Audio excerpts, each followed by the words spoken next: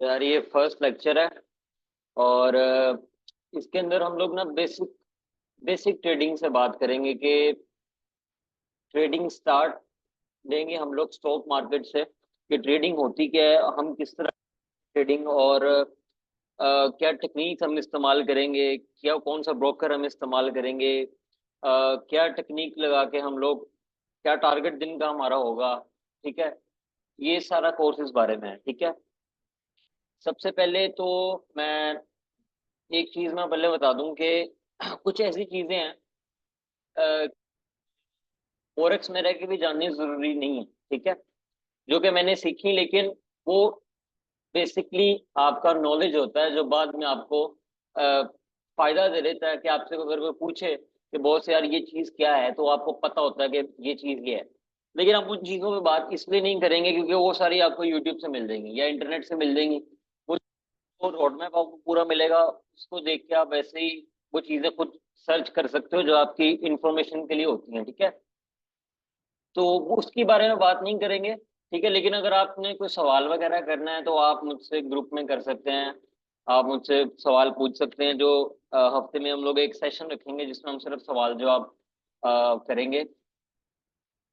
अब मैं आपका जवाब दूंगा, आप या फिर अगर आपका कोई क्वेश्चन होगा आप व्हाट्सएप के ग्रुप में जो बना है उसमें आप लिख के भेज दें, उसमें भी आपको जवाब मिल जाएगा। ठीक है, बेसिकली ट्रेडिंग की बात करते हैं ना, तो अगर बेसिकली ना ये एक ऑनलाइन स्टॉक मार्केट है। ठीक है, अब आपको मैं पहले स्टॉक मार्केट का थोड़ा सा बेसिक देता हूँ कि स्टॉक मार्केट में होता गया। जैसे एक कंपनी है, ठीक है, उस कंपनी वो कंपनी के स्टॉक जो है ना वो है उनके पास, वो ना प्रॉफिट में जा रही है। ठीक है, तो उसके ना जगह जगह पे स्टॉक्स आते हैं सेल होने के लिए कि आप स्टॉक खरीदना चाहते हैं, आप इन्वेस्टर बनते हैं। ठीक है, और आप इन्वेस्टर बन के उनके स्टॉक खरीदते हैं। अब इसके अंदर आपको ये पता होता है कि आप कौन सी कंपनी के स्टॉक खरीद रहे हैं। उसके बाद अगर आपको ये पता होता है तो आप ये लगता है कि यार इस कंपनी को फायदा होना है कि नहीं होना, तो मैं वो देख के अपने स्टॉक खरीदता हूँ। ठीक है, कि मुझे वो आपको पहले से पता चल जाता है कि इसमें फायदा होगा या नुकसान होगा। उसमें होता ये कि जो आपके लॉस के चांसेस है ना, यानी कि आपकी जो होते हैं नुकसान के चांसेस होते हैं, वो कम हो जाते हैं। लेकिन ट्रेडिंग में ऐसा होता है कि आप करते तो अ, जो है वो स्टॉक मार्केट यानी कि आप करते तो कंपनीज पे इन्वेस्ट ही हो, लेकिन आपको ट्रेडिंग के अंदर ये नहीं पता होता कि कौन सी कंपनी के ऊपर आप इन्वेस्ट कर रहे हो। ठीक है, अब आपको लॉस भी हो सकता है, प्रॉफिट भी हो सकता है। अपने चार्ट को देख के ये अंदाजा लगाना है कि बॉस मुझे क्या करना है। ठीक है ना, ये मैं उसकी बात कर रहा हूँ। क्रिप्टो एक अलग चीज है। ठीक है, तो क्रिप्टो को उसमें ना लेके आए, ये सिर्फ फॉरेक्स की बात कर रहा हूँ मैं। ठीक है, कि आपको नहीं पता होता। अब उसके पीछे जब मैं आपको अभी बताता हूँ कि उसके पीछे बैंक्स होते हैं, फिर उसके पीछे इन्वेस्टर्स होते हैं, फिर वो ब्रोकर तक आते हैं, फिर ब्रोकर के बाद हम ट्रेडर्स जो हैं उस पर ट्रेड करते हैं। ठीक है, एक मेजर क्वेश्चन मेरे पास बहुत बार ये भी आया था कि जो ये ट्रेडिंग के जितने भी ब्रोकर्स हैं, ठीक है, ये हम अगर प्रॉफिट निकाल रहे हैं तो हम लोग को पैसे किधर से आते हैं। यानी कि हम लोग कर रहे हैं तो हम लोग डेली अगर 15 निकाल रहे हैं, $20 निकाल रहे हैं और बिना लॉस के, ठीक है, फॉर एग्जाम्पल, तो यार ये हम लोग को प्रॉफिट डेली का कैसे आ जाता है। पहली चीज तो एक चीज ध्यान में रखें कि आपको अगर $1 पे 9 सेंट्स मिल रहे हैं तो इसका मतलब ये है कि आपने $1 इन्वेस्ट भी किया हुआ है। ठीक है, दूसरी चीज है कि जिस तरह अगर आप विन कर रहे हैं ना, उसी वक्त कितने ट्रेडर्स लॉस भी करते हैं। ठीक है, और 80 to 90% जो ट्रेड वो गलती ये करते हैं कि बिना किसी स्ट्रेटेजी के ना वो ट्रेड लगाना शुरू कर देते हैं, वो आते हैं गैम्बलिंग में। ठीक है, और उसके बाद वो लॉस करते हैं। ठीक है, बहुत लोग दिन में लॉस करते हैं, और वही लॉस जो है ना वो आपकी ट्रेडिंग में भी आता है कि आप जो है वो उससे आपको भी प्रॉफिट होता है। ठीक है, पहली चीज ये।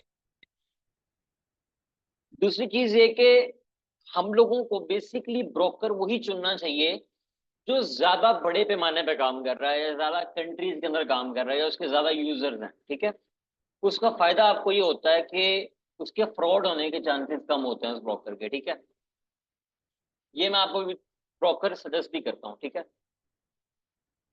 अब ये तो आपको ये होगा ना कि इधर से पैसा आपको ट्रेडिंग के अंदर इस तरह से आता है। ठीक है, अब कुछ लोग कहते हैं यार बॉस ग्रीन कैंडल चल रही, रेड कैंडल चल रही, तो गैम्बलिंग में आता है। देखो, जब आपकी एक प्रॉपर स्ट्रेटेजी बनी हुई है ना, चाहे वो स्ट्रेटेजी जो मैं आपको आगे भी बताऊंगा वो है, कोई एक स्ट्रेटेजी बनी हुई है कि आपको पता है कि डाउन ट्रेंड जा रहा है, अप ट्रेंड जा रहा है, मैंने रेड की लगानी है और मैंने ग्रीन की लगानी है, तो इसका मतलब आप गैम्बलिंग नहीं कर रहे हो, आपकी प्रॉपर स्ट्रेटेजी है।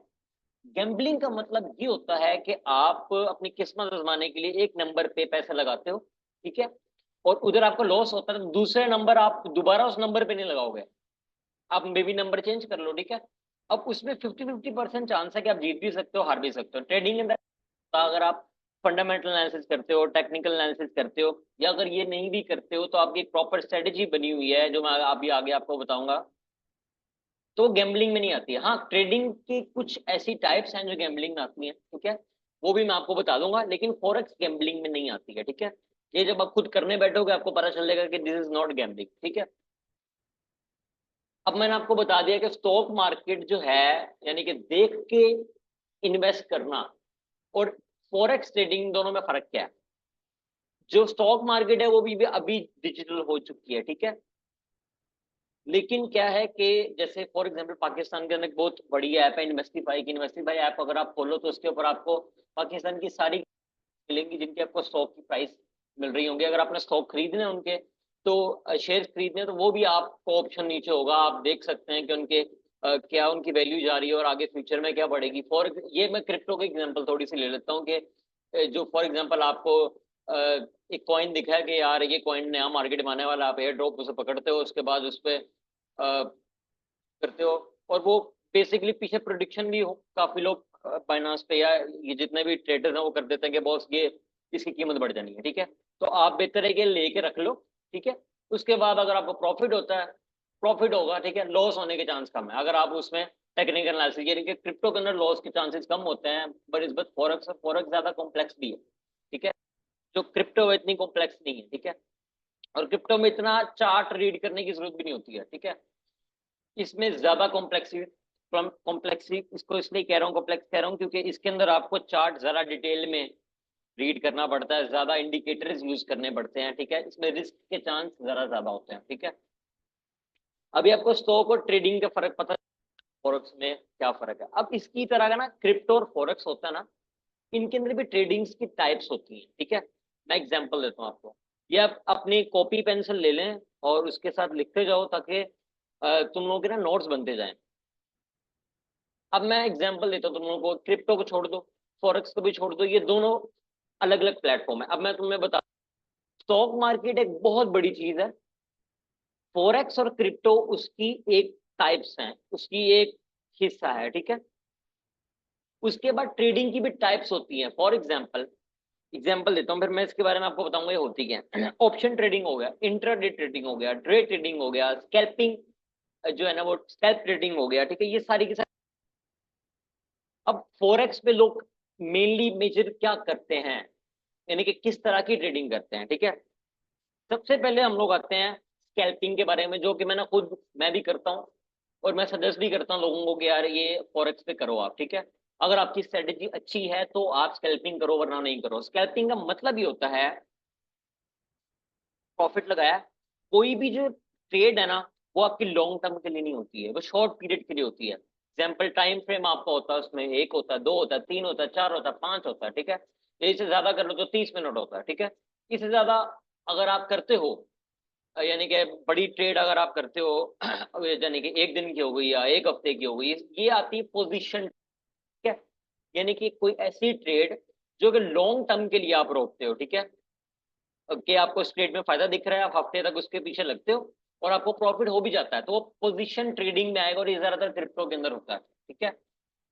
जो फॉरेक्स है ना, उसमें ज्यादातर स्कैल्पिंग होती है, 90% ट्रेडर स्कैल्प टेक्निक इस्तेमाल करते हैं, उनकी सारी स्ट्रेटेजी भी स्कैल्पिंग होती है। फिर मैं इंपॉर्टेंट इंपॉर्टेंट बता रहा हूँ, बाकी जो आप इंटरनेट से उठाओ आप उठा लो, ठीक है। इसके अलावा आती है हाई फ्रीक्वेंसी ट्रेडिंग, ठीक है। हाई फ्रीक्वेंसी ट्रेडिंग में ऐसा होता है कि आपके टाइम फ्रेम बहुत कम होते हैं, ठीक है। मैक्रो सेकंड्स में होते हैं, माइक्रो सेकंड्स में होते हैं, 10 सेकंड्स के होते हैं, 20 सेकंड्स के होते हैं, ठीक है। और ट्रेडर्स करते हैं ऐसे, ठीक है। अब आप ये कहोगे यार उसके अंदर मैंने पैसे लगा दिए अगर, तो उसमें मुझे लॉस होने का चांस ज्यादा हो जाएगा। बेसिकली हाई फ्रिक्वेंसी ट्रेडिंग के लिए आपके पास टेक्नोलॉजी अच्छी होनी चाहिए, पहली चीज है। ठीक है, दूसरी चीज है, इस हाई फ्रिक्वेंसी ट्रेडिंग के लिए ना ज्यादातर लोग एल्गोरिदम्स भी इस्तेमाल करते हैं। ठीक है, ये एल्गोरिदम्स क्या होते हैं, ये बेसिकली ऑटोमेटिक ट्रेडिंग सिस्टम्स होते हैं जो आपकी ट्रेड ऑटोमेटिकली आपको बताते हैं कि बहुत इधर आने वाली है। ठीक है, अब वो एल्गोरिदम पे डिपेंड करता है कि वो 1 मिनट पे काम करता है आपका, 10 सेकंड पे काम करता है। लेकिन हाई फ्रिक्वेंसी का मतलब ये होता है कि मैक्रो या माइक्रो सेकंड्स के लिए आप ट्रेड जो है ना वो पकड़ते हैं।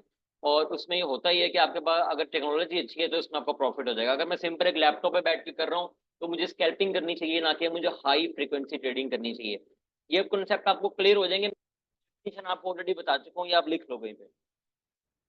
इसके अलावा और भी ट्रेडिंग की टाइप्स होती हैं, फॉर एग्जांपल जैसे स्विंग ट्रेडिंग हो गया कि जो शॉर्ट टर्म या मीडियम टर्म के लिए आप गेन करते हो प्रॉफिट, लॉन्ग टर्म के लिए नहीं। ये स्विंग ट्रेडिंग हो गया, स्कैल्पिंग, ये वो चीजें जो हम इस्तेमाल करेंगे बार बार, ये मैं आपको बता रहा हूँ। बाकी जो चीजें हैं जैसे और ट्रेडिंग की टाइप्स हैं वो आपको और अपनी इंफॉर्मेशन के लिए अगर आप चाहो तो इंटरनेट पे सर्च कर सकते हो। ठीक है, लेकिन वो हम करेंगे नहीं, तो हम लोग यानी कि इस कोर्स का हिस्सा नहीं है, तो इसलिए हम उसकी बात नहीं करेंगे। ठीक है, ऑप्शन ट्रेडिंग भी हम लोग करेंगे। बेसिकली फॉरेक्स ऑप्शन ट्रेडिंग ही है, लेकिन ऑप्शन ट्रेडिंग के अंदर भी इसकी ऑप्शन ट्रेडिंग की टाइप्स हैं, स्कैल्पिंग, स्विंग हो गया, पोजीशन हो गया। ठीक है, ऑप्शन ट्रेडिंग बेसिकली सिंपली ये होती है कि आपके जो एसेट्स हैं उनको आप बाय या सेल करते हो। ठीक है, यानी कि मेरे डॉलर्स मेरे पास पड़े हुए हैं, उनको मैं बाय या सेल करता हूँ। और ऑप्शन ट्रेडिंग बेसिकली ये होता है कि नॉर्मल ट्रेडिंग और मैं करूंगा, यानी कि जो ट्रेडिंग आवर्स है ना उनमें मैं ट्रेड करूंगा, मैं अपना एसेट बाय करूंगा या सेल करूंगा। जो आपके पास डॉलर्स पड़े हुए हैं, $100 है, $200, वो आपका एसेट है। ठीक है, ये ऑप्शन ट्रेडिंग है। ठीक है, हम लोग बेसिकली फॉरेक्स को ऑप्शन ट्रेडिंग ही करते हैं। ठीक है, ऑप्शन ट्रेडिंग की बेसिकली टाइप्स हैं, स्कैल्पिंग और टेक्निक्स हो गई, या पोजीशन टेक्निक हो गई, या फिर हाई फ्रिक्वेंसी टेक्निक हो गई। ठीक है, अभी आपको बेसिक समझ में आ गया कि फॉरेक्स ट्रेडिंग स्टॉक मार्केट में क्या फर्क है, क्रिप्टो करेंसी में, ये क्रिप्टो ट्रेडिंग में क्या फर्क है। ठीक है, हम लोग फॉरेक्स पे कौन सी ट्रेडिंग करेंगे। ठीक है, और उसके अंदर हम टेक्निक्स कौन सी यूज करेंगे, मैंने आपको बताया। अब अभी ये पहला लेक्चर बेसिक का ही है। ठीक है, कि फॉरेक्स के अंदर बेसिक इन्वॉल्व क्या क्या होता है। अब एक मेन मैं आपको बात करता हूँ। मेरे से बड़े लोग ये पूछते हैं यार ये जो क्यूटेक्स फिर आप कोई और आईक्यू ब्रोकर इस्तेमाल कर रहे हो, ये कितनी देर तक चलेगा, ये पूरी जिंदगी तो चलेगा नहीं। तो आप कैसे इस पर रिलाई कर सकते हो। देखो, पहली चीज तो ये कि आपने अगर कोई भी ब्रोकर उठाना है ना, तो सिर्फ आपको फॉरेक्स नहीं देखना है। ठीक है, आपको उस ब्रोकर के फीडबैक्स देखना है कि उस ब्रोकर की जो कंपनी है वो जो सर्विसेज दे रहा है, वो उसकी जो वेबसाइट है, जो ऐप इस्तेमाल कर रहे हो, उसके ड्रॉबैक्स क्या हैं, उसमें क्या ऐसी चीज है करंटली जो अभी सही काम नहीं कर रही है। ठीक है, बेसिकली इसका शॉर्ट आंसर दूं तो कोई भी ब्रोकर तब तक चलता रहता है जब तक वो फ्रॉड नहीं करता। ठीक है, मैं इसकी एग्जांपल देता हूँ आपको। अब ज्यादातर जो लोग हैं, 90% बल्कि सारे के सारे ट्रेडर, वो ट्रेडिंग प्लेटफॉर्म यानी कि वो ब्रोकर उठाते हैं जिसके यूजर ज्यादा हैं, क्योंकि जब यूजर ज्यादा है तो इसका मतलब उसका फ्रॉड करने के चांसेस कम होंगे। दूसरी चीज है, जो अच्छे ट्रेडर होते हैं वो ये भी देखते हैं कि वो जो ब्रोकर है उसका बैकग्राउंड क्या है, उसकी उसके फीडबैक देखते हैं कि यार उसकी उसके जो लोग अभी करंटली अंदर हैं वो क्या उनको मुश्किलात क्या आ रही हैं। क्यूटेक्स में ऐसा होता है कि आपको विड्रॉ या फिर डिपॉजिट में मसला होता है, थोड़ी आपकी जो पेमेंट्स हैं वो थोड़ी लेट हो जाती हैं, लेकिन ये इस कंट्री में ऐसा होता है। बाकी किसी कंट्री में जो इनके टारगेट्स है ना उनमें ऐसा नहीं होता, जैसे अमेरिका हो गया, ब्ला ब्ला ब्ला। ठीक है, लेकिन पाकिस्तान के अंदर बेसिकली कोई अच्छा ब्रोकर मैंने नहीं देखा जो हो। ठीक है, इंडिया के हैं, लेकिन इंडिया के ब्रोकर मैं ये सजेस्ट करता हूँ कि इधर ना इस्तेमाल करो, आप इधर अमेरिका का ब्रोकर इस्तेमाल करो तो आपको ज्यादा फायदा है। अब एक एग्जांपल मैं आपको देता हूँ, ये फ्रॉड की बात हम लोग कर रहे थे, इसकी एग्जांपल मैं आपको देता हूँ। ऑक्टा एफएक्स जो है ना, वो अभी कुछ साल पहले अगर आप देखो ना तो बड़ा इन हुआ था मार्केट में। ठीक है, ऑक्टा एफएक्स जो है ना एक फॉरेक्स फॉरेक्स ट्रेडिंग का एक प्लेटफॉर्म है जो कि इंडिया में इंट्रोड्यूस हुआ था। उसके बाद जो है ना उसके ऊपर यूजर्स आए, लेकिन ऐसा हुआ कि अब ऐसा होता है कि हमेशा ब्रोकर फ्रॉड नहीं करता, कभी कभी ज्यादातर बल्कि यूजर जो है ना उसके वो फ्रॉड करते हैं और उसके बाद वो ब्रोकर बंद हो जाता है, और जब वो ब्रोकर बंद होता है तो वो बहुत सारे हो जाते हैं। ठीक है, इसलिए अपना ब्रोकर लोग या तो देख के चुनते हैं, या फिर एक से ज्यादा ब्रोकर रखे होते हैं उन्होंने अच्छे अच्छे। ठीक है, यानी कि दो ब्रोकर रखे होते हैं उन्होंने। अब अगर आपके पास स्टार्ट में अगर बात करूं तो इन्वेस्टमेंट आपके पास कम है, तो हाँ जाहिर सी बात है आपको एक ही ब्रोकर रखना पड़ेगा। ठीक है, अब फॉरेक्स का मतलब ये होता है एक्सचेंज, करेंसीज का फॉरेन एक्सचेंज। ठीक है, फॉरेक्स के अंदर होती करेंसीज की बात है, फॉरेक्स फॉरेन एक्सचेंज। ठीक है, इसे आपको पता चल गया होगा कि फॉरेन एक्सचेंज का मतलब है कि बाहर की करेंसीज, यानी कि पाकिस्तान और यूएसडी है, उसकी करेंसी की ट्रेड हो रही है। ठीक है, ये फॉरेक्स का मतलब होता है। ठीक है, अब बड़े लोग ये क्वेश्चन करते हैं कि बॉस हम लोग किस टाइम पे करना चाहिए। पहली बात तो ये डिसेंट्रलाइज मार्केट है। ठीक है, बड़े सारे ट्रेडर्स जिनसे मैंने खुद पूछा उन्होंने मुझे यही कहा कि यार आप 24 घंटे में किसी टाइम पे भी करो। ठीक है, लेकिन अभी आगे मुझे इस चीज समझ में आई है कि 24 घंटे में हाँ आप किसी भी टाइम कर सकते हो, लेकिन अगर आपके पास अच्छी टेक्नोलॉजी है, यानी कि आपके पास अच्छे कंप्यूटर्स हैं, अच्छा से आप 24 घंटे कर सकते हो। लेकिन पहली चीज तो ये कि आपको यूटीसी टाइम रखना है अमेरिका के मुताबिक। ठीक है, मार्केट कब खुल रही है कब बंद हो रही है उसके भी टाइम्स होते हैं, ब्रोकर्स की अपनी मार्केट्स भी होती हैं। ठीक है, वो भी आगे जाके इस पे बात करेंगे कि ओटीसी और लाइव ये इनकी जो करेंसीज होती है इनमें क्या डिफरेंस क्या होता है। ठीक है, सजेस्ट करता हूँ कि मार्केट के जो वर्किंग आवर्स है ना उनमें ट्रेडिंग करेंगे तो उसका फायदा आपको ये होगा कि अगर आपके पास अच्छी टेक्नोलॉजी नहीं है ना तो आपको फिर भी आपका जो एनालिसिस है ना वो अच्छा हो जाएगा। ठीक है, और आप कैंडल्स के जो पैटर्न्स हैं, कैंडल्स की जो बॉडीज हैं वो अच्छी बनेंगी।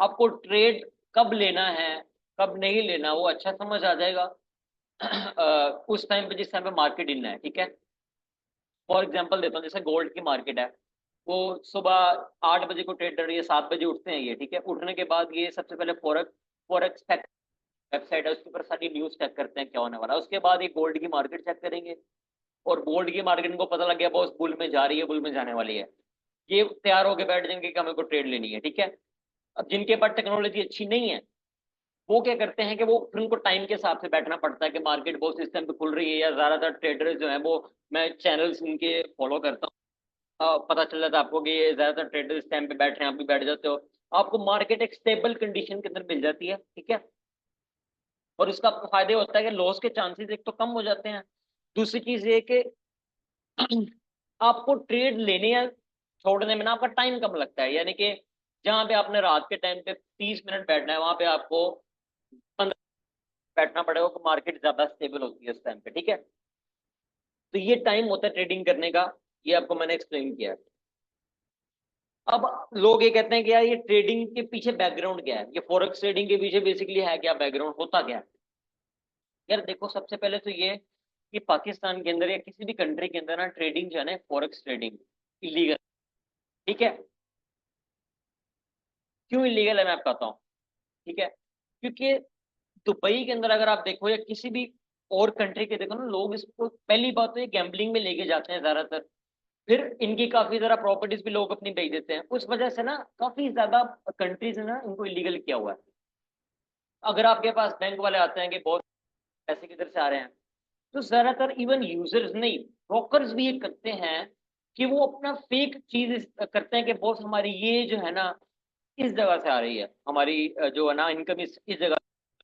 ठीक है, लेकिन पाकिस्तान में रह के आपको ज्यादा फायदा है। ठीक है, कोई झूठ आपको ज्यादा इस चीज में इन्वेस्टिगेशन नहीं होती है, लेकिन एक दुबई का वाकया मैंने सुना था कि उन्होंने डिपॉजिट कराया विड्रॉ कराया था, दुबई के अंदर ये सीन होता है कि आपको जो मैसेज आता है उस पर लिखा होता है कि आपने कराया तो ब्रोकर के अंदर है, वो आपके अकाउंट के अंदर चले गए हैं पैसे, लेकिन लिखा ये आता है कि मसाज सेंटर में चले गए। ये मैंने सुनी हुई है बात, ये मैंने पूछा, तो वो कहते हैं कि यार टैक्स से बचने के लिए, या अगर किसी कंट्री के अंदर इलीगल है तो उस चीज से बचने के लिए, ये दिखाने के लिए कि हमें पैसे किधर से आ रहे हैं किधर जा रहे हैं, कि हम फेक बताते हैं उनको। ठीक है, अब बेसिकली जो ट्रेडिंग है ना ये फॉरेक्स की पूरी पूरी चार्ट आपको नजर आ रहा है। ठीक है, ये बेसिकली इसके अंदर ना पीछे पीछे बड़े बड़े बैंक, गवर्नमेंट के पैसे या बैंक की जो मनी है ना वो इन्वॉल्व होती है, जिस तरह आपने ट्रेडिंग व्यू पे बड़ा सुना होगा, लोग लाइव ट्रेड भी करते हैं निफ्टी बैंक पे। ठीक है, इस तरह के बड़े बड़े बैंक्स जो होते हैं ना, वो इन्वॉल्व होते हैं या गवर्नमेंट के पैसे इसमें इन्वॉल्व होते हैं। उसके बाद फिर ये जाते हैं डीलर्स के पास, डीलर से फिर जाते हैं इन्वेस्टर के पास, उसके बाद ब्रोकर के पास जाते हैं, और उसके बाद ये जाते हैं हमारे करते हैं उस ब्रोकर प्लेटफॉर्म पे। ठीक है, ये सारा एक साइकिल होता है। यानी कि डायरेक्ट आप फॉरेक्स वो बैंक पे नहीं कर सकते, आपको ब्रोकर से करना होगा, ब्रोकर फिर बाद में डीलर, डीलर फिर आगे बैंक वाले। क्या अब मुझसे पूछते हैं लोग यार कि ये जो क्यूटेक्स है या इस तरह के जितने भी ब्रोकर्स हैं, इन पे जो इन्वेस्टर्स होते हैं, वो जो इन्वेस्ट करते हैं, वो क्या उनका एलिजिबिलिटी क्राइटेरिया क्या होता है? अगर मैंने इन्वेस्ट करना है फॉर एग्जांपल, तो मैं मेरा क्या क्या ऐसा क्राइटेरिया जो मैं उस पर पूरा उतरूंगा? बेसिकली हर एक ब्रोकर का अलग अलग होता है।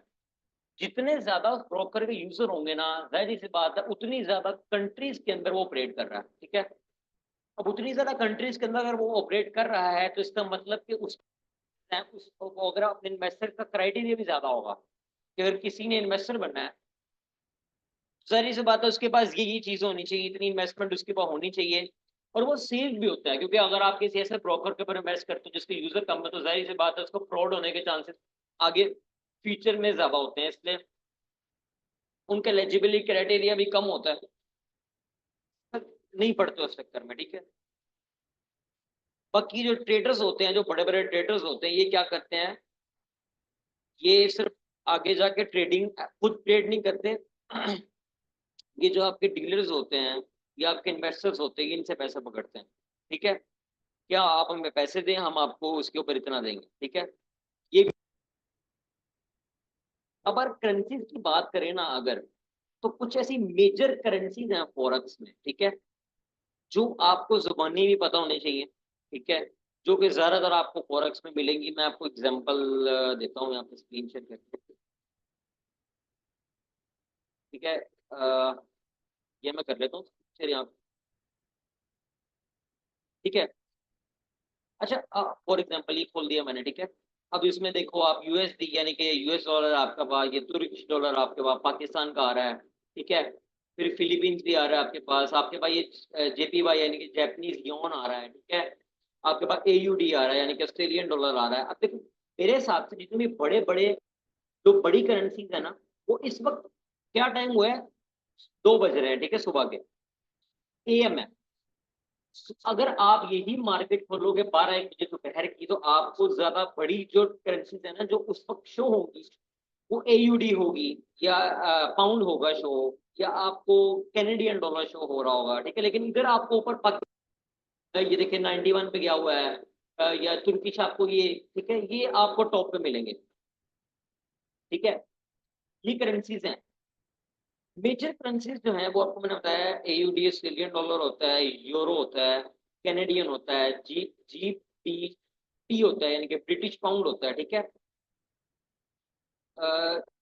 इस तरह के काफी ज्यादा इनके जो है ना वो करेंसीज होती है, इनके नाम आपको गूगल पे मिल जाएंगे। ठीक है, आप जैसे इनके 3 लेटर्स लिखे हैं आपको शो हो जाएंगे। लेकिन अभी बताने का मकसद ये है कि रात के टाइम पे मार्केट डिफरेंट है, सुबह के टाइम में मार्केट डिफरेंट है। ठीक है, यानी कि इनकी करेंसी चेंज हो जाती है। रात के टाइम में जो करेंसी मुझे नीचे शो होंगी, यानी कि उनका जो जो ऊपर मुझे मिलना है ना, यानी कि $1 के ऊपर मुझे 93 मिल रहा है ना, ये कौन सी मार्केट मैंने खोली हुई है यहाँ पे, ये खुली हुई है। ठीक है, यानी कि मैक्सिकन USD और मैक्सिकन खुला हुआ है, 93 मुझे मिल रहा है। ठीक है? सुबह के टाइम पे, दोपहर के टाइम पे यही मार्केट नीचे आ जाएंगे 7% या 7%। ठीक है, यानी कि 7 सेंट या 6 सेंट मिलेगा। ठीक है, पर अभी ये टॉप पे जा रही है, तो मुझे मेनली इसमें ज्यादा फायदा होगा अगर इनमें कोई ट्रेंड अच्छा चल रहा है तो। ये करेंसीज की बात हो गई आपकी। ठीक है, यहाँ मैं करेंसीज खत्म कर देता हूँ। ठीक है, ये जो OTC लिखे हैं ना आगे, इस OTC का मतलब ये होता है कि ये उस अपनी उस ब्रोकर की अपनी इन्वेस्टमेंट है उस करेंसी के अंदर। यानी कि आप अगर इस OTC चार्ट जो है, क्यूटेक्स का OTC चार्ट US डॉलर का, अगर आप खोलते हो किसी और ब्रोकर के अंदर, फॉर एग्जाम्पल मैं मेटा के अंदर खोलता हूँ, तो मेटा के अंदर मुझे चार्ट अलग शो होगा। क्योंकि OTC का मतलब ये है कि वो उस पर्टिकुलर ब्रोकर का अपना जो है ना, उनका ये करेंसी वगैरह का वो है, उनका अपना चार्ट है, उनकी अपनी इन्वेस्टमेंट है, ठीक है। तो इस पर चीटिंग नहीं कर सकते, एल्गोरिदम वगैरह इस्तेमाल नहीं कर सकते। अगर आप इसके नीचे चले जाओ तो शायद कोई लाइव मार्केट कोई भी नहीं खुली हुई है। यानी कि लाइव का मतलब ये होता है कि आपको वो किसी, यानी कि किसी भी ब्रोकर के ऊपर सेम चार्ट मिल जाएगा। यानी कि मेटा के आगे मैं थोड़ी हाई लेवल बातें कर रहा हूँ, मैं भी इसको यहाँ पे काट इसलिए रहा हूँ क्योंकि आगे जाकर मैं प्रैक्टिकली दिखाऊँ, ठीक है। अभी बताने का मकसद देखिए, ओटीसी जो मार्केट होती है ना, ब्रोकर होती है, किसी भी और ब्रोकर पे चले जाएं तो आपको उनकी अलग, दोनों के चार्ट डिफरेंट होंगे। लेकिन लाइव मार्केट पे ऐसा नहीं होता। लाइव मार्केट पे ऐसा होता है कि सारे के सारे जो ब्रोकर हैं ना, सेम चार्ट होते हैं। उन पे चीटिंग का होता तो है, लेकिन उसमें आपको फिर प्रॉफिट भी बहुत कम होता है, उस पर रिस्क के चांस ज्यादा होते हैं। उसमें आपकी कोई स्ट्रेटेजी जो बनती है वो मुश्किल से आपको अप्लाई होती है, ठीक है। अच्छा, पता चल गया, ठीक है। ये करेंसीज के पेयर बने हुए हैं, इसका यूएसडी का इसके साथ बना हुआ है, यूएसडी का पाकिस्तान के साथ बना हुआ है, ये इनके ना पेयर्स बने हुए हैं। इधर तक आपको समझ आ गया, ठीक है। अब मैं थोड़ा सा आगे चलता हूँ। कुछ ऐसी टर्म्स हैं जो हम आगे जाके बात करेंगे, लेकिन वो इम्पोर्टेंट हैं, ठीक है।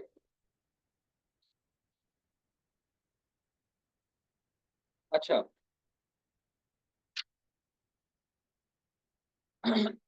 वैसे तो एक बहुत इंपॉर्टेंट टर्म है बिड एंड आस्क, ठीक है। इनकी बेसिक डेफिनेशन यही होती है कि यार क्योंकि आगे जाके जब आप गोल्ड कॉल करेंगे तो इसके लिए आपको ये टर्म्स पता होनी चाहिए कि आस्क क्या होता है। यानी कि आस्क होता है कि आप किसी भी एसेट को बाय करते हो, ठीक है, उसकी आस्क प्राइस के ऊपर, कि जो प्राइस आपको जिसके बाद पहले वो पड़ा हुआ है वो आपको प्राइस बताएगा और उस प्राइस पे आपको खरीदते हो। और बिड का मतलब ये होता है कि आप उसको सेल करते हो बिडिंग प्राइस के ऊपर। ये क्रिप्टो की एग्जांपल मैं आपको अच्छी दे सकता हूँ कि अगर वो उस यानी कि लोगों ने सबसे पहले तो कॉइन बनाए, उसके बाद मार्केट को पंप लगाए, तब लोगों ने काफी ज्यादा कोशिश की कि वो सेल करें, यानी कि बिडिंग होना शुरू हुई इसकी, ठीक है। क्योंकि वो एक पर्टिकुलर जगह पे आके मार्केट रुकी है, सारे के सारे ट्रेडर को पता है वो उसकी तरफ फायदा है, ठीक है। लेकिन जब मार्केट नीचे जाती है और नीचे जाकर वो साइड वे बनना शुरू होती है, आपको नहीं पता कि बहुत उसने का वो टेक्निकल एनालिसिस से पता चलेगा, लेकिन मैं एग्जांपल दे रहा हूँ, आपको नहीं पता उसने कब ऊपर आने कब नीचे। तो आस्क प्राइस होता है कि अगर वो आप चली गई है, किसी ने आपको लगा दिया है उसके ऊपर कि आप खरीद सकते हो वो, और आप खरीदना चाहते भी हो कि आपको लगता है कि आगे उसकी प्राइस और अप होने वाली है, तो आस्क प्राइस होती है कि उसका, ठीक है। वो बिडिंग नहीं होती है क्योंकि सारे ट्रेडर्स को एक स्टार्ट का जो पंप आया उसके अंदर चाय बैठे हों, ठीक है। ये तो हो सकता है उसके बाद मार्केट में और पंप आए तो उसके अंदर ऊपर सारे ट्रेडर्स आ जाते हैं, ठीक है। अब कहते हैं, ये देखो आपको इसी ब्रोकर के अंदर आपको करेंसी दिखती है जो कि फॉरेक्स है, ये सारी आप उसके साथ क्रिप्टो का बिटकॉइन दिख जाएगा, ठीक है। उसके साथ आपको कमोडिटीज जो कि सारी ओटीसी हैं। आजकल आपको पता है गोल्ड बड़ा इन हुआ हुआ है, सिल्वर भी बहुत इन हुआ हुआ है, गोल्ड तो बहुत ज्यादा इन हुआ है कि सुबह की मार्केट टॉप पे जाए, अभी फिलहाल 78 पे, लेकिन सुबह ही 90 पे होती है। बड़े आपके स्टॉक्स हैं, जैसे माइक्रोसॉफ्ट का है, मैकडोनल्ड का है, कि उन कंपनीज ने अपने पैसे इधर इन्वेस्ट किए हुए हैं, इधर की ओटीसी की मार्केट पकड़ के टेक्स के ऊपर उन्होंने इन्वेस्ट किया हुआ है, ठीक है। आपने माइक्रोसॉफ्ट फॉर एग्जांपल इसको मैं खोल लेता हूँ, बोल दिए मैंने। अब इधर आप प्रॉफिट करते हैं, लॉस करते हैं, ठीक है। वो माइक्रोसॉफ्ट को अपना जो उनका क्यूटेक्स के साथ जो उनका हुआ है, जो एग्रीमेंट हुआ है, उस हिसाब से माइक्रोसॉफ्ट ने अपने पैसे लेने हैं, क्यूटेक्स अपने पैसे लेते हैं, ठीक है। हम लोग जो करते हैं उसका जो लॉस का जाता है सारा वो, जाहिर सी बात है उसमें आपको आपको भी पैसे मिल रहे हैं, उसमें आपके वो इन्वेस्टर को भी पैसे मिल रहे हैं, आपके ब्रोकर को पैसे भी मिल रहे हैं, ठीक है। तो ये चीज आपकी हो गई, मैंने आपको बता दी है कि होता क्या है बेसिकली, इनमें मार्केट्स कौन कौन से ब्रोकर के अंदर काम कर रही होती है, ठीक है। ये चीज मैंने आपको, ठीक है। अब हम आते हैं थोड़ा सा आगे। अभी मैं कैंडल्स जो है ना, कैंडल्स के बारे में बात नहीं कर रहा, मैं चार्ट्स के बारे में बात नहीं कर रहा। अभी ना ये इंडिकेटर मैंने खोला, मैं इसको बंद कर देता हूँ, ठीक है। और इसको मैं कर देता हूँ थोड़ा जूम में, ठीक है, ताकि मैं आपको ये बता सकूं कि क्यों कैसे करना है। उसके बाद नेक्स्ट लेक्चर के अंदर हम ना बेसिक ट्रेडिंग की बात करना शुरू कर देंगे कि प्राइस एक्शन स्ट्रेटेजी क्या होती है, या फिर इंडिकेटर्स क्या होते हैं, या चार्ट को कैसे पढ़ना है, ठीक है, वो सारी बात हम करनी शुरू करेंगे, ठीक है। लेकिन फिलहाल अभी आपको मैंने बेसिक चीजें बता दी हैं, कि ऐसी बेसिक चीजें कि कोई भी ट्रेडर आपके वहाँ बैठे तो आपको चीजें पता हो, तो इसका मतलब आपको ट्रेडिंग के बारे में नॉलेज है। क्यूटेक्स के अलावा और भी बड़े सारे बड़े बड़े ब्रोकर हैं, लेकिन मसला ये कि वो पाकिस्तान में ट्रेड नहीं करते, इसलिए आप क्यूटेक्स बेहतरीन है पाकिस्तान के अंदर, क्योंकि ये ट्रेड तो कर रहा है पाकिस्तान में कि बड़े बड़े ब्रोकर्स और भी हैं, लेकिन मसला ये है कि वो पाकिस्तान में ट्रेड नहीं करते, ठीक है। अगर आप इंटरनेट पे सर्च करोगे टॉप ब्रोकर्स कौन कौन से, ठीक है, तो टॉप ब्रोकर आपको वो शो करेगा जो कि पाकिस्तान में ट्रेड नहीं होते। लोग कर रहे हैं उनको इस्तेमाल, लेकिन वो पाकिस्तान में ऑपरेट नहीं हो रहे, इसका मतलब आपको किसी काम के नहीं है। क्यूटेक्स पाकिस्तान में आईक्यू ब्रोकर हो रहा है पाकिस्तान के अंदर, और लैम्प एक है ब्रोकर, वो इस्तेमाल हो रहा है, मेरे हिसाब से बेहतरीन ब्रोकर है, लेकिन क्यूटेक्स के लेवल पे ही है वो भी, ठीक है। तो आगे जाके अगर आपका अकाउंट बड़ा हो जाता है, तो आप बाइनांस में अगर आपने अपना पैसे रखे हैं तो आप तो अपने दूसरे ब्रोकर के अंदर रख दो, उसके अंदर भी आप ट्रेड करना शुरू कर दो, ठीक है। मैं आपको बता रहा हूँ कि जो ट्रेडर्स होते हैं ना, उन्होंने एक या दो जो आपके ब्रोकर उन्होंने रखे होते हैं, ठीक है। वो कोई किसी भी एक चीज पर रिलाई नहीं करता, कोई भी ट्रेडर, ये मेरी बात याद रख रहे हैं ना अपनी जिंदगी, एक चीज पर रिलाई कभी भी नहीं करता है। अगर आपने ट्रेडिंग के अंदर किसी एक स्ट्रेटजी पे या किसी एक चीज पर रिलाई करना शुरू कर दिया ना, आप एक अच्छे ट्रेडर नहीं होते, पहली चीज है, ठीक है। अब मैं डेमो अकाउंट खोल लेता हूँ एक मिनट यहाँ पे, ताकि मैं लाइव पे ना करूँ, ठीक है। इधर से कितने डॉलर से शुरू करनी है, इस बारे में बाद में बात करेंगे। अभी हम फिलहाल इसके जो आपको शो हो रहे हैं ना, इनके फंक्शंस के बारे में बात कर लेते हैं, ठीक है। इधर अगर आप जाओ, तो आप सबसे पहले एक चीज आप जेन में रखो, प्रोजेक्ट्स के ऊपर आपको अपनी ईमेल आईडी से लॉगिन करना पड़ेगा, अपने आई कार्ड का नंबर देना पड़ेगा। अगर आप प्रोजेक्ट्स ब्लॉक होता है आपका अकाउंट, तो आपको किसी और आईडी कार्ड के ऊपर इसको रजिस्टर दोबारा करना पड़ेगा। लेकिन ये कि अपने अकाउंट को ब्लॉक होने से बचाओ, जिस आप अपनी जोन सी ईमेल आईडी को इस्तेमाल कर रहे हो, उसी ईमेल आईडी पे अपने ब्रोकर को इस्तेमाल करो। गूगल में भी वही ईमेल आईडी लॉगिन करके आपका अकाउंट जो है वो फ्रीज कर देते हैं कंप्यूटर से। लेकिन फ्रीज होने के बाद भी आप अपने पैसे विड्रॉ करवा सकते हो जो आते हैं, लेकिन आपके वो पैसे जो आपने डिपॉजिट करने का ऑप्शन नहीं होता फिर उसके बाद, ठीक है।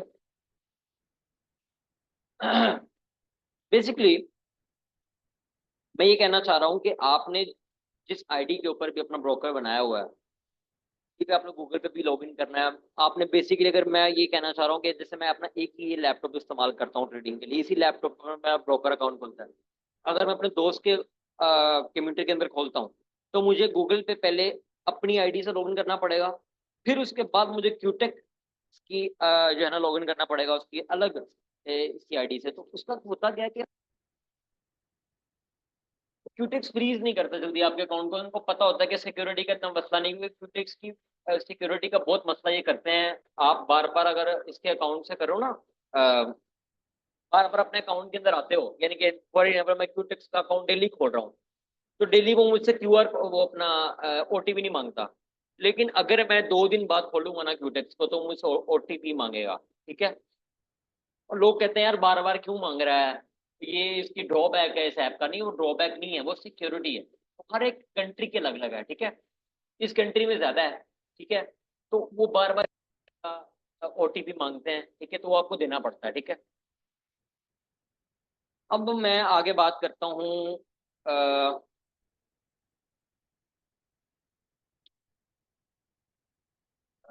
ये तो आपका ट्रेड हो गया ना, इधर से आपने आपका ट्रेड खुलेगा, इस ऑप्शन से आपका ट्रेड चार्ट खुल जाएगा। स्पोर्ट पे अगर आप आओ, तो इसके अंदर आप कोई भी क्वेश्चन आपका है वो लिख सकते हो, आपकी कोई पेमेंट फंसी है उसके बारे में पूछ सकते हो, ये ब्ला ब्ला ब्ला, ठीक है। मैं अपने अकाउंट की डिटेल पे आता हूँ अगर अभी, तो मेरा अकाउंट जो है ना वो वेरीफाइड है, ठीक है, ये मेरा वेरीफाइड है। अब यहाँ पे लिखा हुआ you need fill identity information before verification your account, ठीक है, मेरा ऑलरेडी वेरीफाइड है।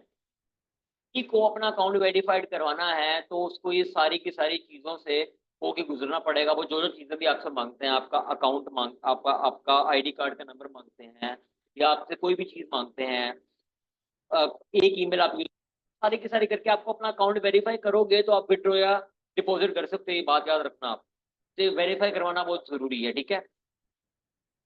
तो ये आपको वेरीफाई करवाना है, इसमें कोई इतना रॉकेट साइंस नहीं है, सिंपल सिंपल, जो आपको मांगेगा वो आप दे दो, ठीक है, तो वो आपका अकाउंट वेरीफाई कर देंगे, ठीक है। वो थोड़ा सा टाइम लगता है लेकिन उसमें वेरीफाई हो जाता है, उसके बाद ही आप लाइव पे ट्रेडिंग कर सकते हो, ठीक है। ये आपका अकाउंट की इन्फॉर्मेशन मेरी आ गई है, ठीक है। ये टूर्नामेंट्स की बात करूं तो ये होते रहते हैं, इसमें बहुत सारे ट्रेडर्स आते हैं और वो अलग अलग उनकी ट्रेडिंग जो है ना वो करते हैं, ठीक है। लेकिन मैं ज्यादातर इन पे जो सोलो ही करते हैं ज्यादातर। अगर आपने ग्रुप में करनी है तो ये टूर्नामेंट हैं, बेसिकली इनके अंदर ये होता है कि मैचेस होते हैं, इसमें कंपटीशन होते हैं बेसिकली, ठीक है। मैं इनको गैम्बलिंग की रेसिंग नहीं कहूंगा, ये डिपेंड करता है कि कौन गैम्बलिंग करता है। अगर आप खुद चाहो तो आप गैम्बलिंग कर सकते हो फॉरेक्स पे भी, ये डिपेंड करता है आपने कोई स्ट्रेटेजी बनाई हुई है और उसके ऊपर आप काम कर रहे हो, तो फिर आप गैम्बलिंग नहीं कर रहे हो। बेसिकली एक पढ़े लिखे का मैं आपको कॉन्सेप्ट बता रहा हूँ कि जो इसको गैम्बलिंग समझते हैं, ठीक है। बाकी अगर आप इधर आओ तो आपको दिख जाएगा कि यूटीसी टाइम, यूटीसी टाइम का मतलब ये होता है कि इंटरनेशनल टाइम जो होता है आपका, ठीक है। एक जीएमटी टाइम भी होता है, ठीक है, वो कंट्री का होता है। जैसे पाकिस्तान के अंदर इस वक्त अगर 2 बज रहे हैं तो 5 घंटे पीछे चले जाओ तो यूटीसी टाइम। मैंने -3 लगाया हुआ है, यानी कि ये अमेरिका के टाइम से है। मैं डेट करता हूँ अमेरिका के टाइम पे, यूटीसी टाइम मैंने इसे टाइम जोन इसका चूज किया हुआ है, ठीक है। इधर से मैं आ जाता हूँ ट्रेडिंग चार्ट पे, मैं उसको कर लेता हूँ। अच्छा, एक चीज मैंने आपको बहुत इंपॉर्टेंट ये बतानी है जो मेरे से भी गलती हुई है, और गौर से सुनना जरा। कभी कभी ना ट्रेड लगाता हूँ या कोई भी ट्रेड लगाता है वो ये देखता ही नहीं है कि मेरा ऊपर लाइव अकाउंट खुला है या डेमो अकाउंट खुला है। उसने प्रैक्टिस करनी है ना, फॉर एग्जाम्पल मैं डेमो अकाउंट पे मैंने कोई स्ट्रेटेजी टेस्ट करनी, मैं डेमो अकाउंट, मुझे मैं अगर भूल जाऊं, आप जब अपना अकाउंट खोलते हो ना तो उस अकाउंट के ऊपर आपको शो हो जाता है। जब मैं फॉर एग्जाम्पल ये मैं आपने देखा मैंने इसको डेमो किया है, फिर दोबारा ये लाइव अकाउंट पे अपना आप शिफ्ट हो जाता है, ठीक है। तो ये चीज याद रखना कि जब वो शिफ्ट हो जाए ना, आपको बार बार इस पर ध्यान रखना है कि वो शिफ्ट ना हो जाए कहीं। मैंने इस तरह से करके 1-2 डॉलर अपने लॉस भी किए हैं कि मुझे पता नहीं था कि लाइव अकाउंट ऊपर खुला हुआ है, और मैंने डेमो अकाउंट के ऊपर करना था, और मैंने बाद में देखा कि मेरा जो है ना वो लाइव अकाउंट खुला है, मैंने उस पर किया, और मेरा तब तक 1-2 डॉलर का लॉस हो चुका था। ये टाइम आपको शो हो रहा है, स्विच करके आप ऐसे कर सकते हो कि इधर से ट्रेड एक शुरू हुई है आपकी और इधर आके खत्म हो रही है 1 मिनट की ट्रेड, यानी कि इस मिनट में आपकी ट्रेड शुरू होगी, इस मिनट में आपकी ट्रेड खत्म हो जाएगी, ठीक है। तो 1 मिनट का रखा हुआ है। इन्वेस्टमेंट आप मिनिमम एक कर सकते हो, चाहो तो आप अपनी मर्जी करो। 25,000 डॉलर आप यहाँ पे रख सकते हो अपने, ठीक है। उसके बाद आपको विड्रॉ कराने पड़ते हैं, इनकी लिमिट है 25,000 डॉलर की, ठीक है। ये अप ट्रेंड में अगर आप ट्रेड लगानी है तो ये डाउन ट्रेंड में लगानी है ट्रेड, तो आप यहाँ लगाओ, ठीक है।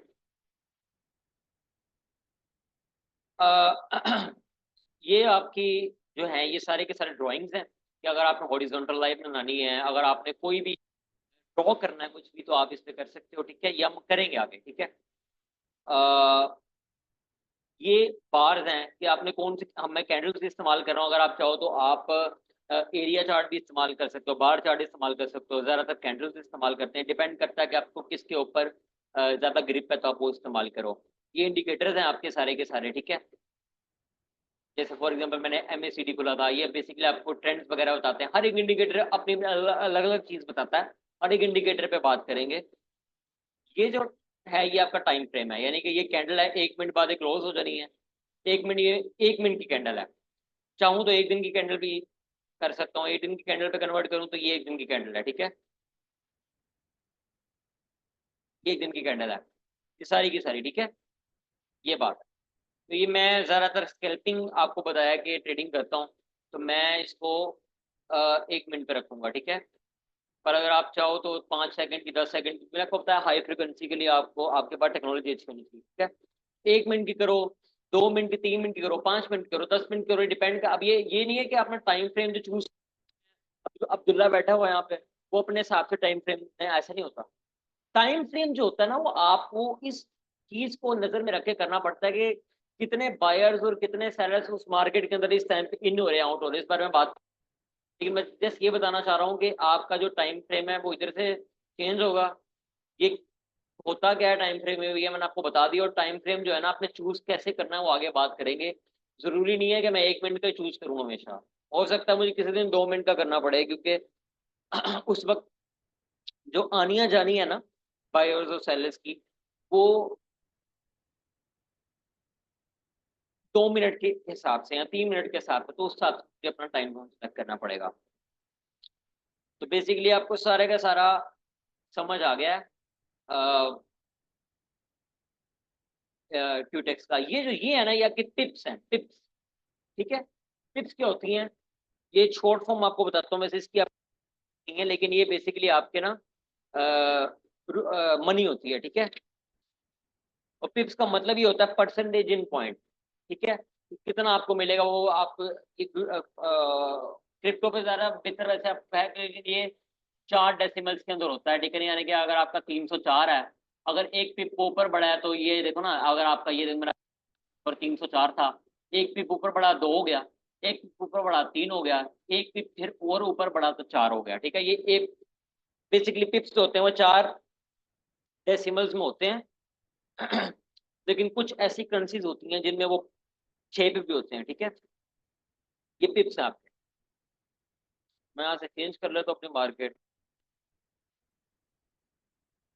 ये आपको समझ में आ गया? अगर आपको समझ में अभी भी नहीं आया कुछ, आप मुझसे व्हाट्सएप पे पूछ सकते हैं। ये मैंने आपको हर एक चीज बता दी कि ये चीजें क्या हैं, हर एक चीज के बारे में मैंने आपको बता दिया है। इस चीज के बारे में अगर आपको समझ नहीं आई, इंटरनेट पे देख लो यार। टिप्स होती हैं परसेंटेज इन पॉइंट। ठीक है ना, ये डेसिमल्स में होती हैं। ठीक, और ये नहीं है कि 14 है तो अगले में 15 हो जाए, ऐसा नहीं होता। ये डेसिमल्स में एक नंबर बढ़ता है, यानी कि 86 है, ये 86 है। ठीक है, 86 700 है, अगले में 800 हो जाएगा, अगले में 900 हो जाएगा। ठीक है, ऐसे करके होता है। आज के लेक्चर यहाँ पे खत्म करते हैं। ठीक है, ये मैंने आपको अभी बेसिक बताया है। अगले लेक्चर के अंदर मैं आपको ये बताऊंगा कि के ऊपर अपनी स्टार्ट के ऊपर आएंगे, कैंडल्स के बारे में बात करेंगे, ये क्या होती हैं, हमारे में क्या प्राइस एक्शन स्ट्रेटेजी होती है, क्या हमारी स्ट्रेटेजी लगा के हमने पैसे अर्न करने हैं। ठीक है, तो बेसिकली मैंने आपको अभी ये बता दिया है कि क्यूटेक्स को यूज कैसे करना है, और हमने स्टॉक मार्केट की थोड़ी सी बात की है। ठीक है, नेक्स्ट में हम बात करेंगे स्ट्रेटेजी क्या होती है, या अप ट्रेंड या डाउन ट्रेंड क्या होता है। ठीक है।